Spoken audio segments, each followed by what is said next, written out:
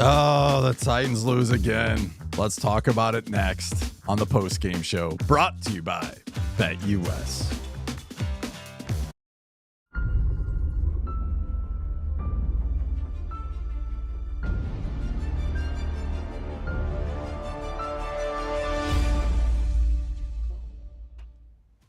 Welcome to the post-game show. It's wish I had other news. If you watch the watch party, shout out to you. Currently, again, the Tennessee Titans, I got a poll question for you guys if you want to hop on real quick. The poll question is, who's to blame? Who's to blame in this one? Is it Will Levis? Is it Coach Callahan? Is it Calvin Ridley? Is it possibly maybe the defense? So far, Coach Callahan at 50%, Levis at 50%, Ridley and defense both at 0, but that could change. The purpose of the show is, yes, to kind of briefly talk about what went wrong, what were some good things, those kind of things. But what's scary, I know it's Halloween. We're getting to that point. Happy to all of you celebrating Columbus Day tomorrow. But we're getting to the point, I think I'm at this point. Are we worried about the future? You know, so much we hear, oh, well, we got to let Levis play the whole year and we got to see if he's the guy or not. That's what the season's about. Then next year we can make the moves, we can make the changes. But that's a bunch of malarkey at this point. You've seen enough of Levis to know he's not going to be 100% the guy. Just scrolling over X, the people that are usually, yes, Titans Tribe, I'm sure he's going and looking up some stats about Mahomes when he played bad his rookie year or second year. Again, this is his 14th start in the NFL. 14th. Yeah, I don't know about you, but like back in the day, they used to play 16 games. And now they play 17 games. So let's get off the whole, like, I know the whole season to see if he can play or not.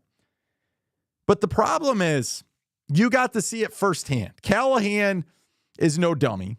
So let's get into whose fault you think. You can vote in the poll question whose fault you think this loss is on. Again, when we broke down stuff, we'll get to it here in a second. We broke stuff down in the pregame show. When we broke stuff down in the preview this week, we talked about how terrible Indianapolis was defensively. Yes, they might have some pieces here or there, but they didn't get any sacks today. They didn't really put a lot of pressure on Levis. We talk about this clean pocket crap. Again, today's my argument with that. Clean pocket or not, Callahan wanted him to get the ball out quick. Callahan wanted to do a lot of stuff underneath, even behind the line of scrimmage. And there were times, Levis, nice touchdown to NWI. Where you been all my life, NWI? He got 2 receptions today, first 2 of the season, by the way. It only took 5 games, but he was wide open in the end zone there. So that's great. But again, not trying to diminish anything with Levis, but like me or you could have threw that pass. He was wide open. So as the game went on, here's my take on it. And here's why I'm definitely, if you aren't out on Levis now, you don't have hope. You don't have any hope. And I'm sorry for that. And you can die on that hill that you want to die on, but pretty soon you're going to be the only ones up there. Because the argument you always hear about Levis is, oh, well, you know, his offensive line's terrible. You know what? The offensive line outside of the stupid penalties that totally took away a drive. Well, and I think we ended up scoring on that drive regardless, right? I think that was the third 19 draw up the middle where Pollard ended up getting in for the end zone. But the offensive line wasn't the reason why you were terrible. The offensive line was, and I'll get to point 3 right away. Like, offensive line was my reason why they, were the MVP, was the offensive line. So, again, they gave Levis plenty of time to throw the ball today. They had some open holes in the run department. The Colts were lousy, 32nd in the league overall, 31st against the run, 29th against the pass, and you made them look great. You made them look great, by the way. Your 83 yards of passing. Remember 2 weeks ago, we some of you got on Rudolph because you kind of laughed at him about having 85 yards passing. Well, here you go again, 83 yards passing. Except there wasn't too much of a difference, but there kind of was. Thanks so much for the super chat. Appreciate you, Stanley. He says, I say we promote Denard as head coach. Also, I'm out on Levis, but he didn't play like last season. So has to be coaching staff that messed him up. And that's a great take, and I appreciate that. I'm at the point to have that discussion with you. But when the grade comes out, he came in with a 39.9 passer grade. I can't imagine that's any better. And I am not kidding when I say this. This is how bad it was today against the defense and the Colts that gave up a lot of yards last week to Trevor Lawrence. They made him look like MVP. They made him look like he was back. And you got a little dose of that today against Chicago, not fully back yet. But when you look at Will Levis, this is the concerning part, because you had training wheels, and part of the blame goes to Callan, but you did have issues. Again, you had issues. I'll get to some of your comments here. You had issues with Levis because you even put training wheels on him. And when you took him off at the end of the game, you saw what he did. That's not, I mean, that's second down, everybody. And he just throws it up. Just throws it up, two guys. And I'm not going to, if you saw the watch party, you saw my reaction. I lost it. And I was doing really good. I tried to be really, really good in the watch party. And I tried to be very, very less judgmental with him. And I tried to take everything in and fully compromise that and not turn on him quickly. But my point is this: 3.2 yards per completion. 3.2 yards per completion. That's terrible. That is terrible. You 15 to 26, 83 yards. Fine. But 3.2 yards per completion. That is a train wreck. That is an absolute train wreck. Bruce, shout out to you. Good game for the Colts. They were undermanned. They were on the road. The Titans coming off the bye. I told you there were no excuses why you would lose this game. None. Zero. Titans had to win it. The Titans had to win this game. They can't win at home, and they have a bye week. First bye loss, I think it was since in 6 years. But they went out there. They started slow. The Colts went fast. They were up 7-0. Titans finally grabbed the bull by the horns, took control of the football game, but could never pull away from the football game. And then the defense did the defense. I mean, they're good, but no sacks today. Not much pressure on Flacco.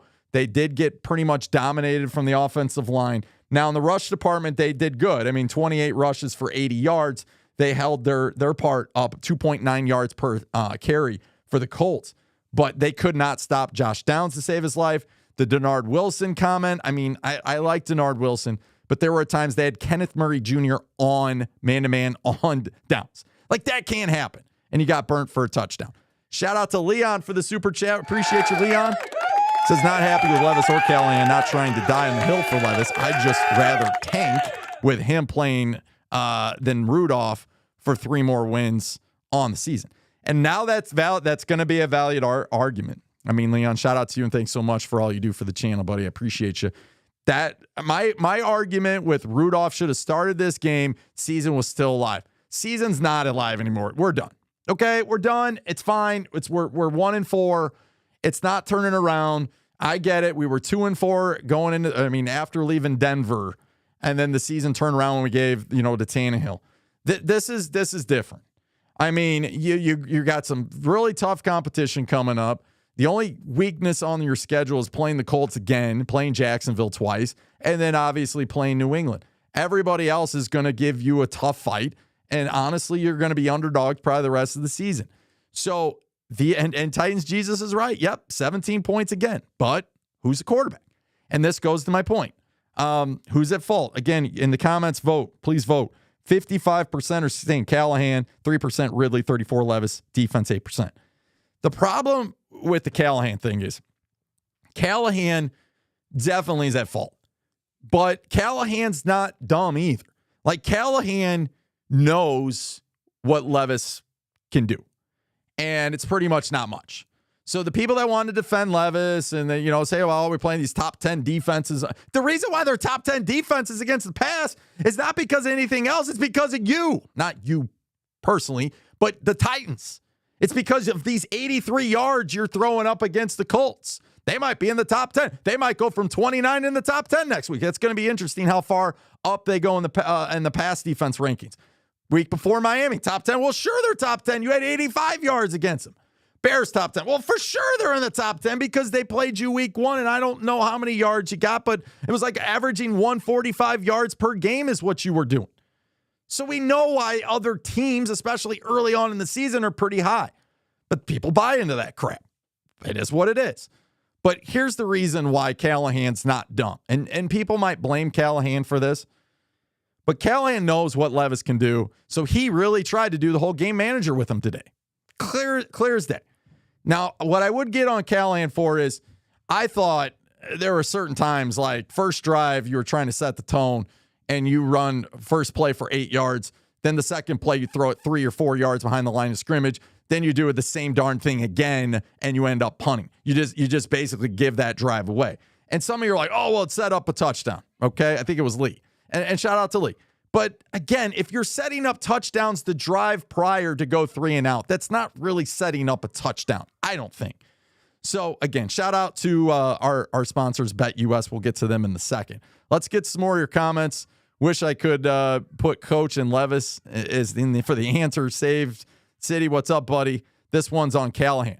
Well, see, here's the problem. If you say it's on Callahan, that's fine. You have every right to do so.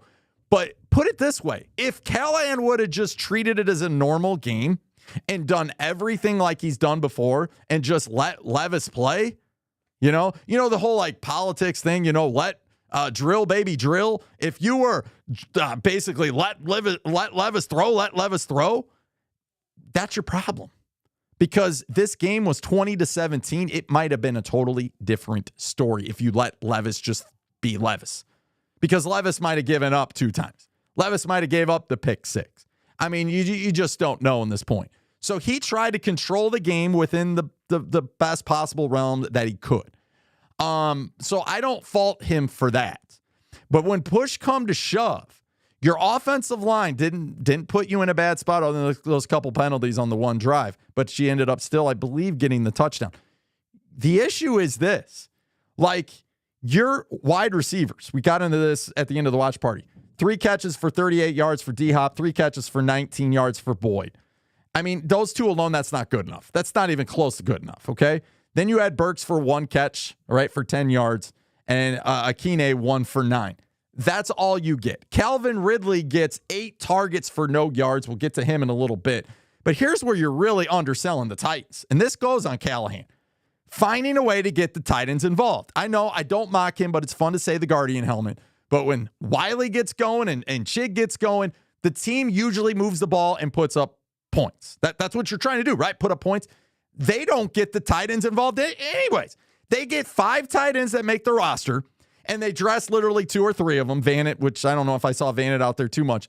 David Martin Robinson, we get into him, had a great preseason. A lot of people thought he's going to do some great things. He makes the roster. He's never active. He never gets to be put out there.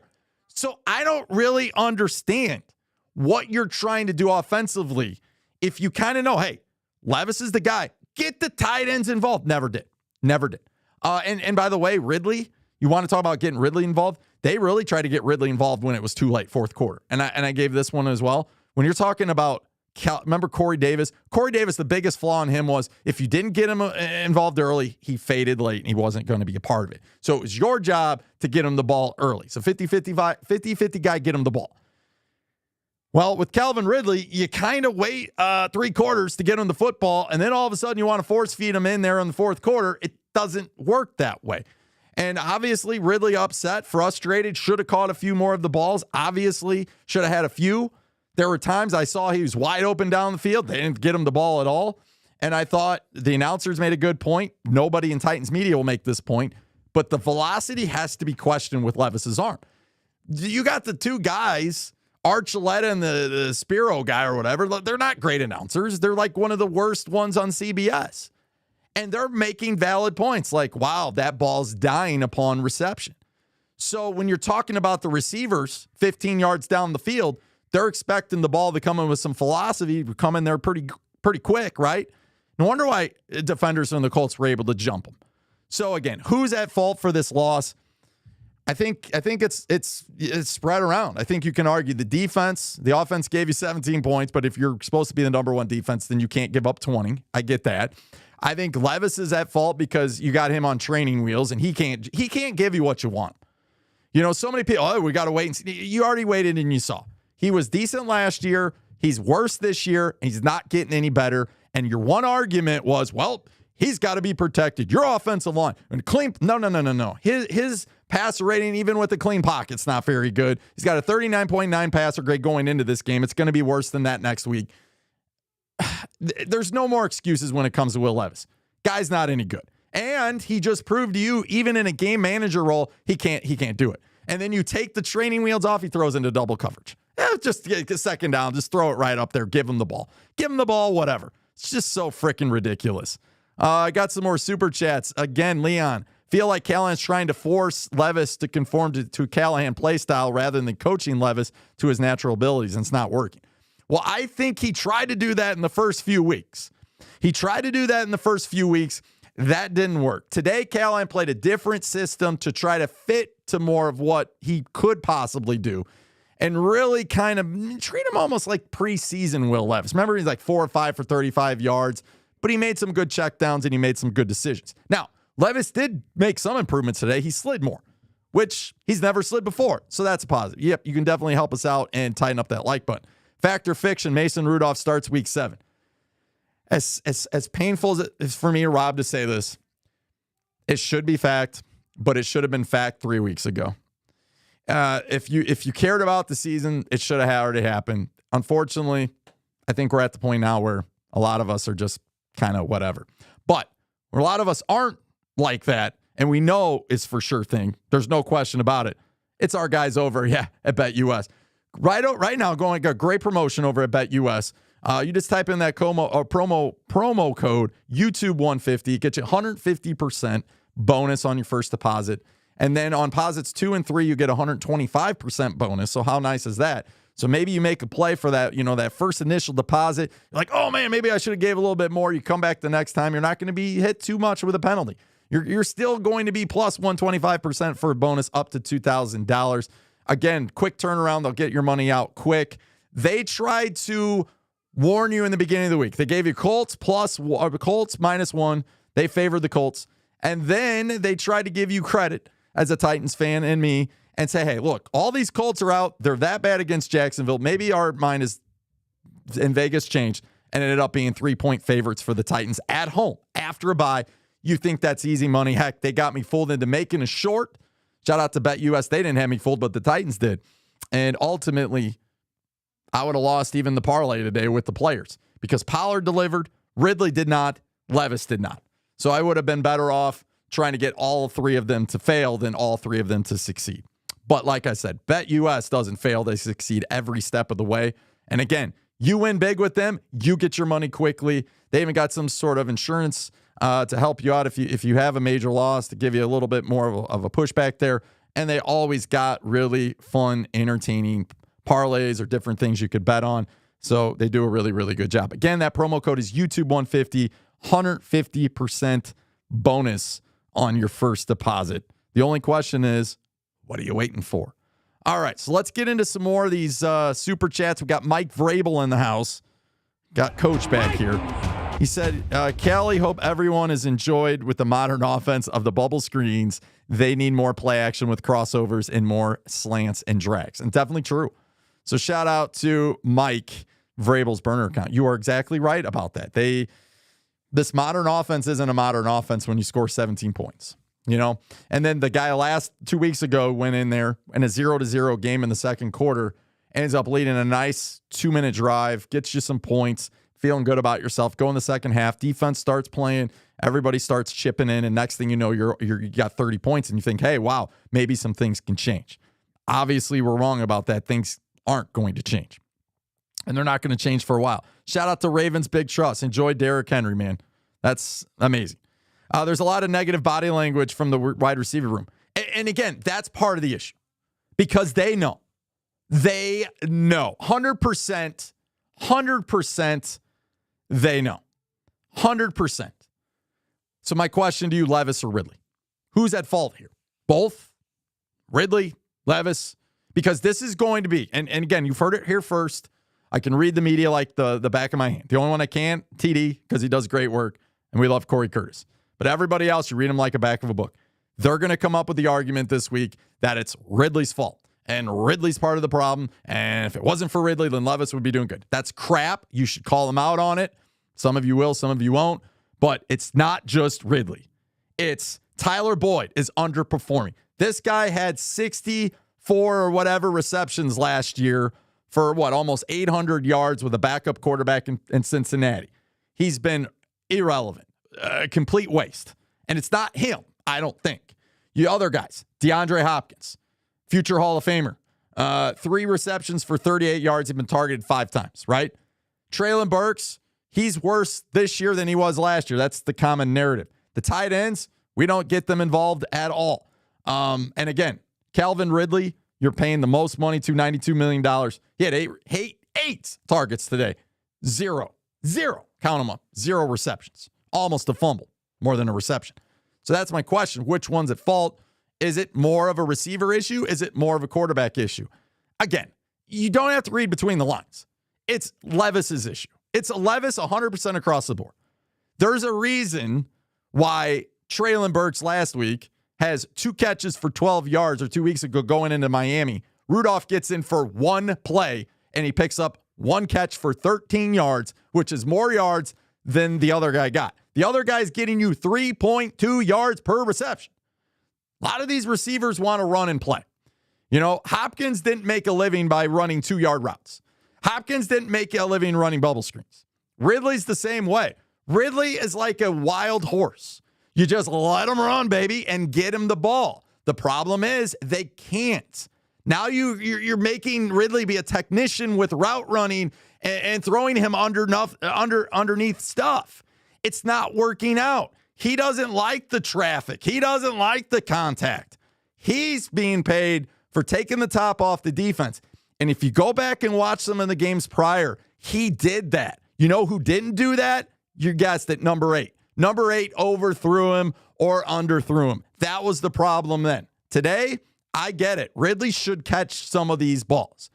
But again, with Spiro and Archuleta making a point, well, Ridley's breaking hard after a 12-yard route.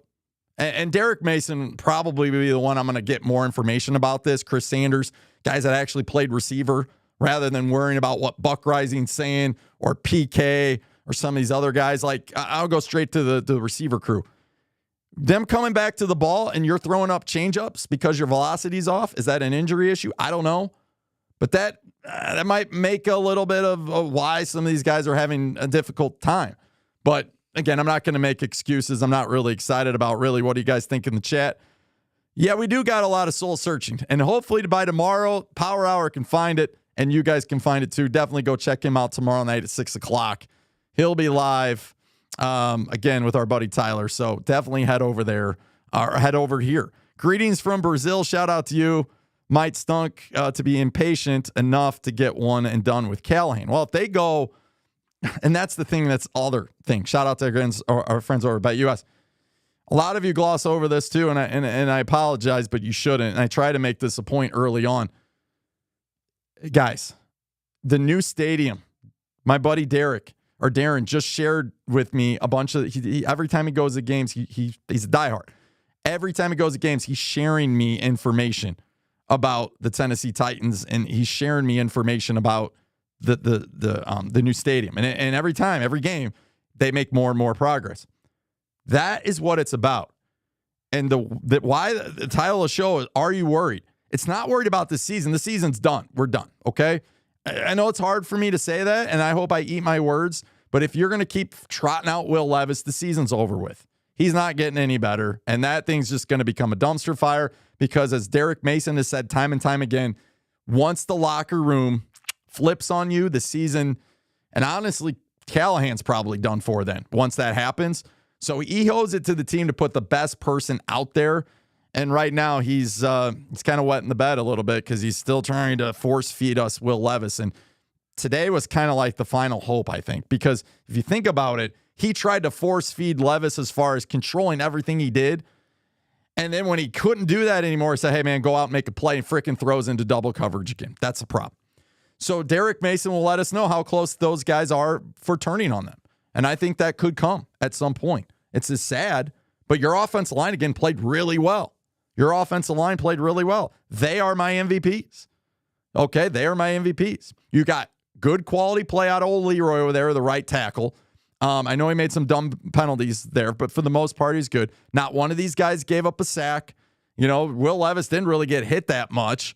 The refs, they kind of showed their ugly head late there where that was a bad throw Levis had towards D-Hop, but definitely was, the guys, even our guy Anvil was in the house, shout out to him. I mean, it was pass interference, especially how they were calling it. Stanley says, that's what I'm saying. What has Callie done that has killed this kid? Anvil says, I think the biggest issue with the team is that the team didn't do a good job managing expectations of the fan base. The idea of improvement and evaluation about laying down a foundation. And we will get into that. We've already got into that. Overhyping Levis didn't help. And there are many that need to point the finger at themselves. Not the middle finger, but the finger, like pointing the finger at them, because they kind of gave you that hogwash when it wasn't true. Okay? I wish I could tell you more. I can't, but I'm just telling you, he wasn't great. There were times he was okay. There were times he was good. There were a lot of times he wasn't good. And against Seattle, he was awful, and they tried to do whatever they needed to do. But, the cat's out of the bag now. It's bad. Levis just ain't them, or ain't it. Phil and OKC, Anvil, you don't spend amount of money on this weapons to evaluate your quarterback. No worries. Titans will get back on track, I hope. Mark, this is a Callahan for putting Levis out on the field. He's hurting the team. I agree with you, especially if you thought he was hurt. Kuzi, I feel like Callahan just really wants Levis to succeed, but it just ain't working. Mike Vrabel again. Oh, we already got into that one. Sorry, I'm way behind. Let me go down here. Another super chat. Stanley, appreciate you, buddy. Says, never fails. When my Vols win, my Titans lose. That's a good point. Go Notre Dame. I feel like Rand Carthon's QB pick last year. Not Rand, last year. So where do we go from here is the ultimate question in the show. I don't have an answer for you to where we go from here. I think you owe it to the team, though, to play Rudolph. And I know that might hurt your draft stock. But if you're so worried about your draft stock, then why weren't you worried about winning after week 1 against Chicago? Why weren't you worried about winning after week 2 against the Jets? And certainly how bad it was week 3 against the Packers. Why weren't you worried then? And this whole forcing Levis, and I've made this, I think I'm one of the only ones that makes this argument. Instead of force feeding him and making him play, why not make him sit? Why not make him learn some things that Callahan's obviously trying to put in and let Rudolph show you how it's supposed to be done? And then at some point, obviously the season's going to be gone. Throw Levis out there, and now he's ready. Does it do more damage to Will Levis by throwing him in there knowing he's not going to be comfortable and succeed? Again, he slid today a couple times. That's a plus. 3.2 yards per attempt. That's terrible. As soon as he gets the train wheels off, he throws into double coverage. That's ultimately the issue, right? Defense, I get it. The defense is bad, but at the same time, they were bad today at times, but they gave you you got to score more than 17 points in the NFL this year. You just do. And the defense, basically, they shouldn't have gave up 20, don't get me wrong, but still. So I'm less hesitant to blame the defense. I know they didn't get the sack, but at the end of the day, they did get you a turnover that led to the only early touchdown in the first half for the Titans. But at the end of the day, the defense ain't going to be pitching shutouts. And maybe when we look at them as being the number 1 ranked, defense, maybe we expect that, and maybe we should. One more thing I want to share with you really quick is these stats, because these were going into the game. And this is why it is it's just a tragedy on Callahan and Will Levis. 32nd ranked defense, 31st rush defense, although the rush department did pretty good today for our offense. 29th passing, and you're averaging 3.2 yards. 3.2 yards. That, my friends, is terrible. So, like I said, where do we go from here? I wish I had an answer. Eddie says the defense held the Colts under 200 yards total. That's a good point, too. They held them to under 200 yards, but it wasn't good enough because they gave up 20 points. And again, we can blame all these people, but I think the common denominator, the common denominator, that one picture where I think all these clowns, and then there's someone mixed in within the clowns. Like the common denominator is one of those clowns ends up being Will Levis. And the way Will Levis is playing right now, again, you try to put him in training wheels, okay, and he was 15 for 26, 83 yards, 1 touchdown, 1 pick. But there's just no wow play. His wow play out there was the wide open pass to Nick Westbrook-Ikhine. That was his wow play. Callahan, again, he's not making excuses for him, but whatever he's floating out there is not working either. But they have a problem because Callahan's supposed to be part of the future. Levis is supposed to be part of the future. If you wanted to see how it works with the other side, look what Flacco did at times. Flacco, again, not over 200 yards. 22 for 38, only had a passer rating of 77.6. But Josh Downs, coming in injured, was able to come up and key points. Mo Alley-Cox, 4 receptions, 41 yards. Drew Ogletree, 2 for 24. That's 65 yards compared to your total of 12 freaking yards. Was it 12? 12 yards you got from your tight ends. Point, set, match. There you go. All right, you guys were awesome. Thanks so much for joining the post-game show. Again, right now, the poll question in the show, the over 100 votes, who's to blame? 56% said Callahan, 37%. I'll say Callahan for playing Levis, but I don't know if that's a top-to-bottom argument. I don't know if that's coming from Amy, but that is the thing you should pay attention to this week. Amy Adams, another home loss, and we're moving into a new stadium. This is bad. This is not good. Jason, what's up, buddy? Appreciate you. The AFC South is bad. But you're 500, and you still get to live and play another day, and you were banged up, and you're going to get more healthy. I don't have any excuses that I can use for our team. It's just bad. And Alex, does this team have an identity? They had nothing. Their identity, probably their defense, but at times, that's why I'm saying you roll with Rudolph because you want to see how these other guys are. And again, the offensive line seemed to play pretty well today, but you still only got 83 yards and you still only got 17 points. So you have to put that in perspective. And it would have been a lot worse if Pollard didn't take 19 yards or whatever it was. I think it was 23-yard touchdown run on a 3rd and 19 on a draw.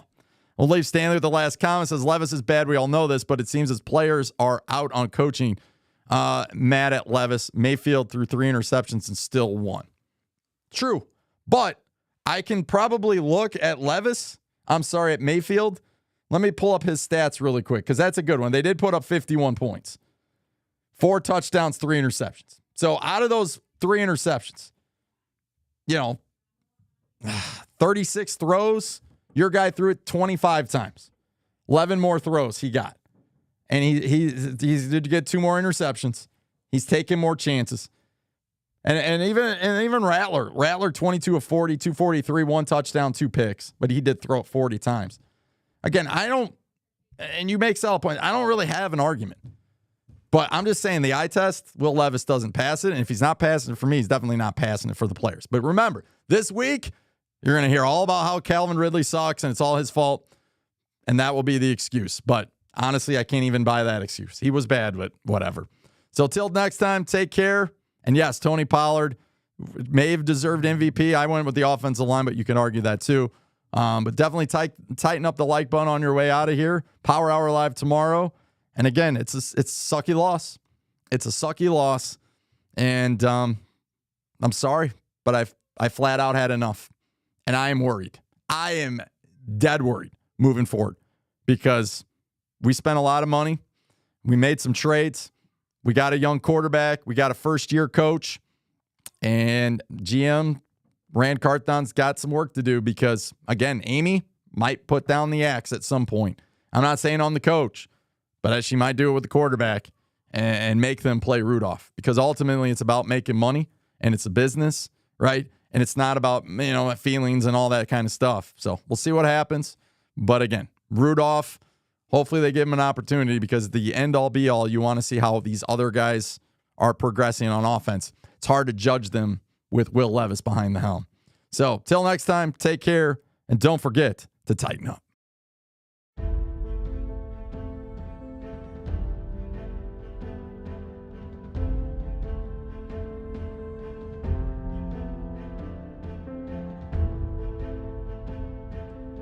Oh, and how could I forget to shout out our sponsors at BetUS. YouTube 150 is the promo code, and it's in the description. Till next time, take care, and let's try to tighten up one more time.